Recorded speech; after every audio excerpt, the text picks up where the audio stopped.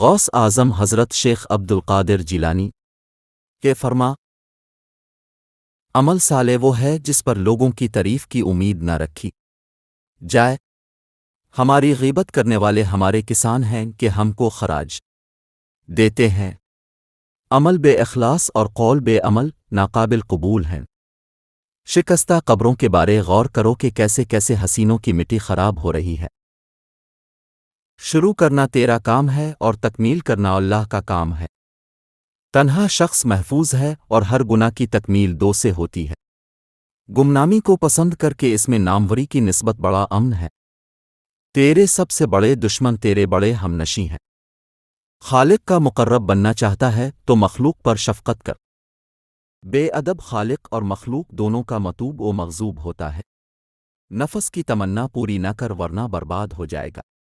موت کو یاد رکھنا نفس کی تمام بیماریوں کی دوا ہے۔ تیرا عمل تیرے عقائد کی دلیل ہے اور تیرا ظاہر باطن کی علامت ہے۔